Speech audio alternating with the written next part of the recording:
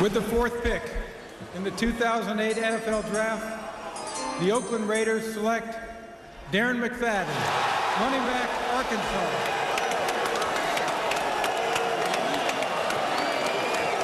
And what's interesting is you come in with all your questions in this, and Matt Ryan, if he doesn't go, they're going to trade, and Darren McFadden, if he doesn't go, we're going to trade. Sometimes you sit there, you play your hand, Ryan 3, McFadden 4.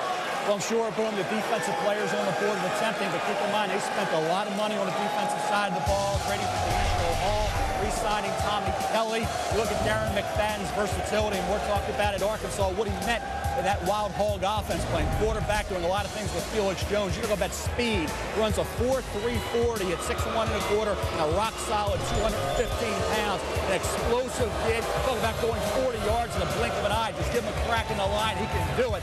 So I think you look at a kid like Darren McFadden, can he catch the football? Yes, here he's running out of the quarterback position in that wild hog package at Arkansas. Catches the ball, he'll block for you. The thing that I really like, the LSU game the last 2 years against that vaunted LSU defense, that talent-laden LSU defense, 388 yards the last 2 years. That's a 7.3-yard average, 5 touchdowns. I talk about a kid who did it against the best in college football in the SEC. He did it. And I think the word game breaker, the word explosive, and I think you put Justin Fargas, you got Michael Bush coming off the injury, now a loaded running back position to help out Jamarcus Russell. Look, 4,500 yards, almost 6 yards a carry, 41 touchdowns.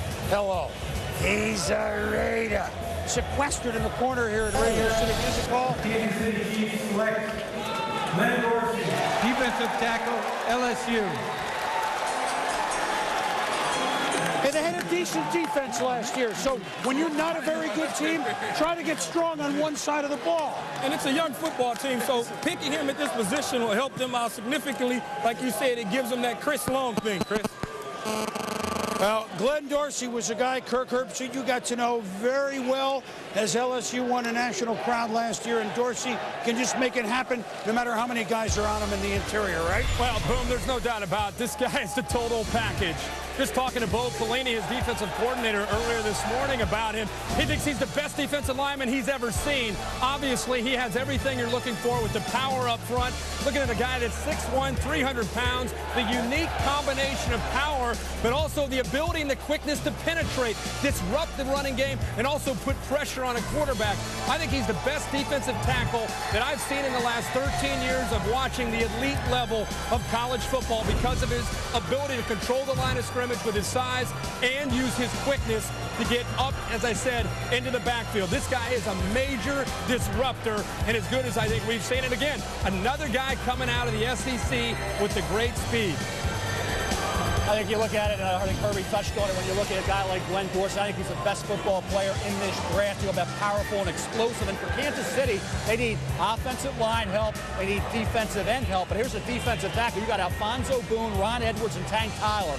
Serviceable, okay players. That's it. This kid is a difference maker, a penetrator, and obviously a lot of picks. They got 17 from Minnesota. A lot of picks in this draft for Carl Peterson. They get quality players on both sides of the ball. What's the pick? Baltimore has traded their selection to the Jacksonville Jaguars. With the 8th pick in the 2008 NFL Draft, the Jacksonville Jaguars select Derrick Harvey, defensive end, Florida.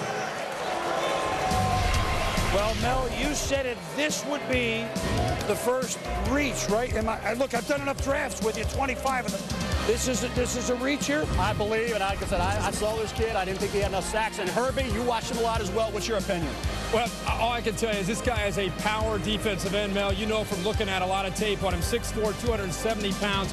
Great character. Talked to Urban Meyer about him last night. Outstanding effort. Known as a guy because he plays at Florida to have tremendous quickness, but probably more of a power guy, but a guy that can also play against the run, Mel, not just a guy that's going to come off the edge. I think he's a complete defensive end. Well, you know what? I mean, we say a reach, but we don't. I mean, they're just on your board, Mel.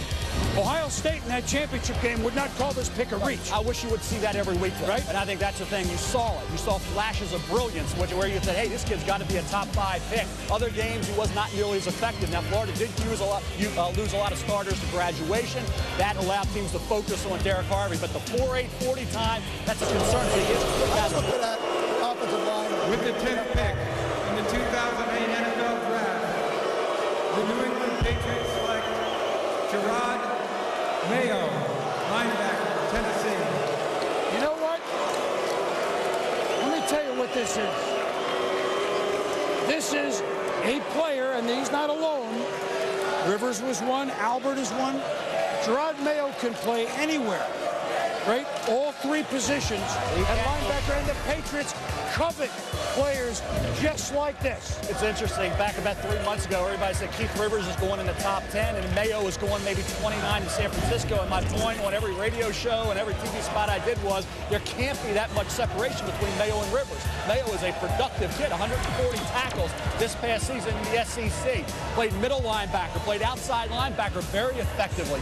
One thing New England wants is smart players. This kid is very intelligent. Great character. We talked about that for Rivers, but he was more of a dominant performer than Keith, and ironically, they go back-to-back picks. So I think for Bill Belichick, linebacker, secondary, that back 7, very suspect going into this year, and Jerod Mayo is going to provide an immediate boost. You talk about workout, this kid ran a 4.54 at 242 pounds. Great athletic ability, productive, smart. What else do you want? Get younger on defense. I mean, they have to do it.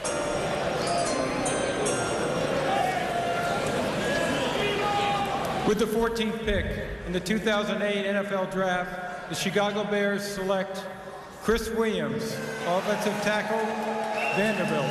Well, here come the tackles.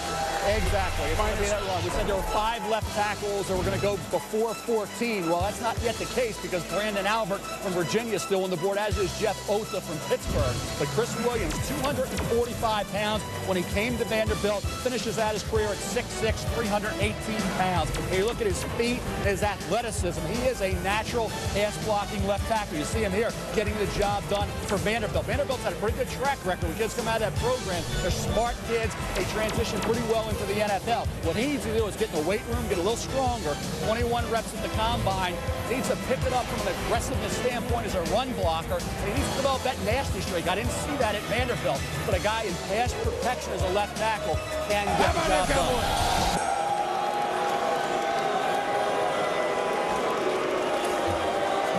With the 22nd pick in the 2008 NFL Draft, the Dallas Cowboys select Felix Jones, running back, Arkansas. Told you, just too neat. Kirk, it's just too neat. Jones, Arkansas, picking Jones, Arkansas, Kirk. Boom, you've been talking about that for the last couple of days, how that'd be a great fit.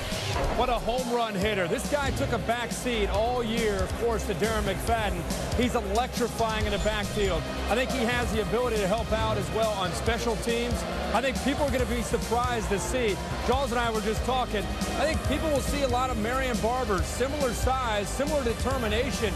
Also, when he gets into the open field, not only does he make people miss, he runs right by them. So I think a bit of an unknown because of all the hype with Darren McFadden, but without any mistake, he can help you in every situation because of his ability to catch the ball in the backfield, and he'll surprise you with his ability to run between the tackles.